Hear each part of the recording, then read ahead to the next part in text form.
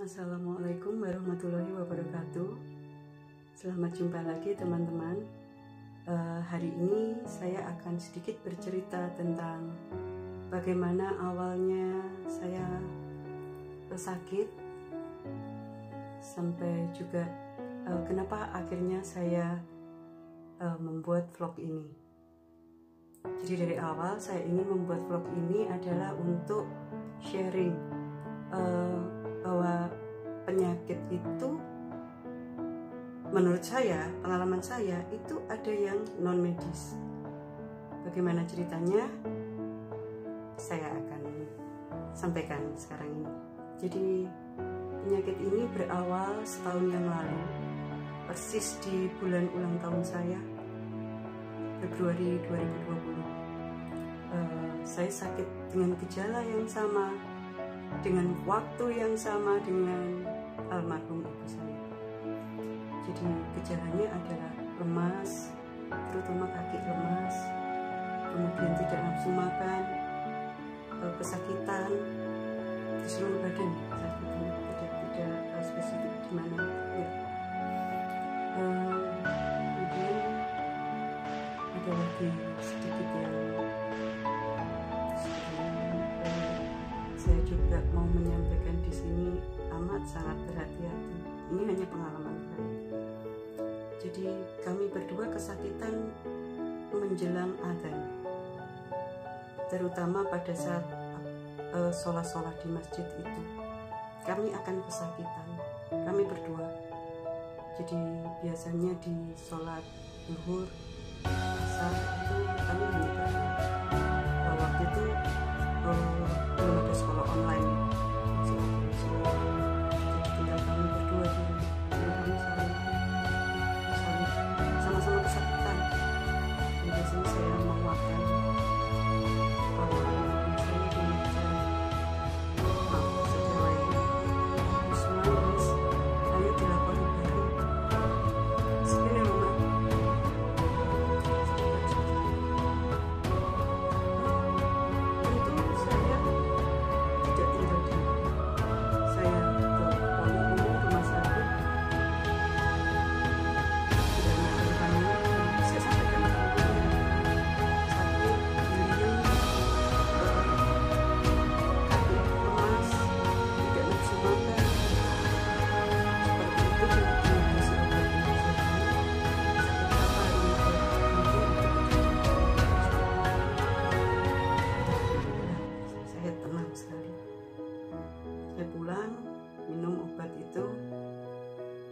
Dan akhirnya sampai pada saatnya saya sudah berencana memang mau keluar kota, tepatnya ke Bangkok.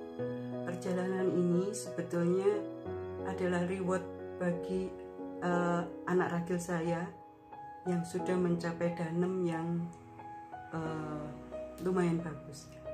Jadi saya mengapresiasi itu dengan perjalanan ini. Semua sudah saya setting baik tiket pesawat, segalanya, hotel, bahkan beberapa perjalanan naik boat di atas sungai Chao Phraya ya kalau nggak salah, itu semua sudah lengkap. Memang saya belum terlalu fit, tapi masih kuat berjalan waktu itu. Saat itu saya masih kuat berjalan, walaupun kalau agak jauh saya sudah harus duduk dulu gitu ya. Jadi waktu itu ibu saya bilang, iki aku, maaf bahasa Jawa lagi ya, iki aku nang Jombang ayo, karena di Jombang banyak keluarga. Iya ma. Waktu itu kami berdua berpikir bahwa ini hanyalah sakit ringan lah ya, karena tidak ada yang istimewa, seperti sakit-sakit biasa itu. Akhirnya saya berangkat ke Bangkok dan ibu saya berangkat ke Jombang. Ini yang ingin saya tanyakan. Waktu di Bangkok tiba-tiba saya melemah. Di bandara saya sudah melemah sih. Saya selalu pakai kursi roda. Tapi saya pikir ini saya sudah janji sama anak-anak saya gitu kan. Oke, hanya kecapean saja. Akhirnya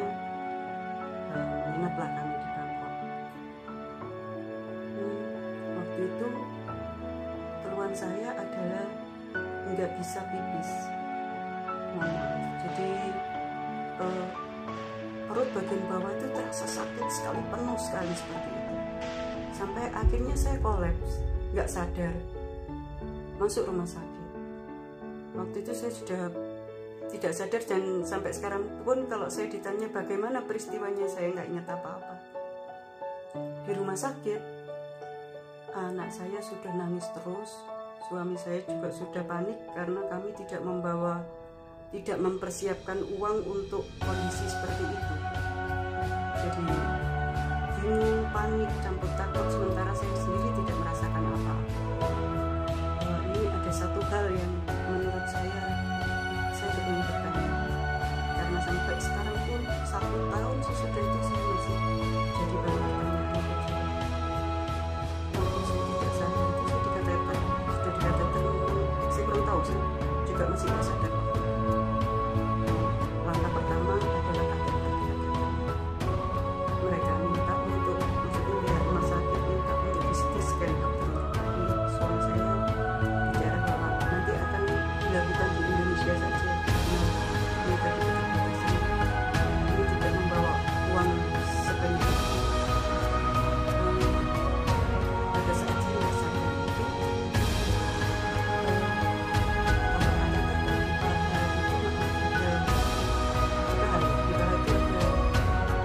selang-selang yang dimasukkan ke kantong.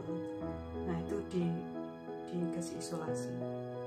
Saya dengan merem itu saya tarik-tarik, dicegah oleh anak saya, dipegangi, nanti saya tertidur lagi seperti itu. Nah, suatu kali ada satu dokter dan satu nurse. Waktu itu saya meracau, menggigau, omyeng. Itu seperti bahasa Thailand. Menurut anak saya ini, mereka berdua, anak saya 2 ya, itu ini bukan bahasa Indonesia, Pak. Ini juga bukan bahasa Jawa. Apa ini?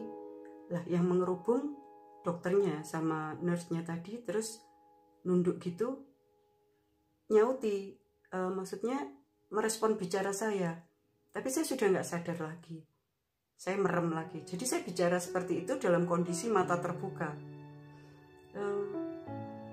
Kemudian dokternya tanya ke suami saya dengan bahasa Inggris yang pas-pasan, karena memang orang Thailand jarang yang bisa, jarang waktu itu yang saya temui, jarang.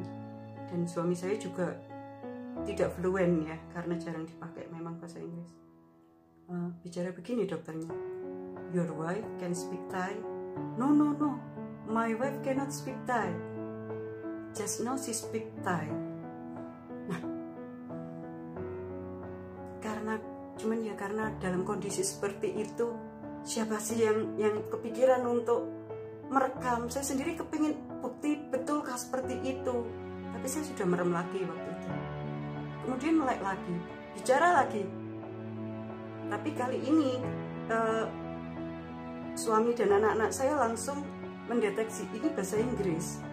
Tapi kosakatanya itu menurut saya ketinggian buat saya. Saya juga kadang berbahasa Inggris ya di kantor. Waktu itu saya masih bekerja.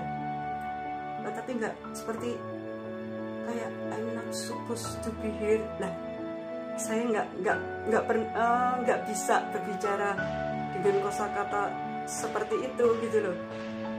Jadi memang ini saya tanyakan, saya juga sudah pernah bicara tapi dengan teman-teman saya dokter dan belum ada jawabannya.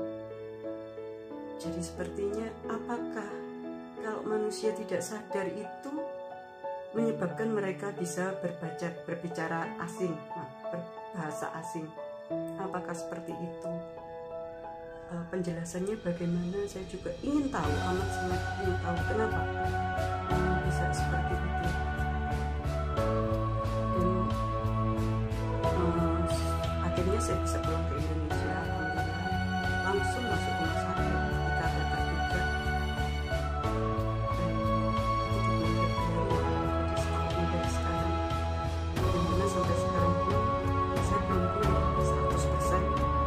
Alhamdulillah, mungkin 2-3 bulan yang lalu, November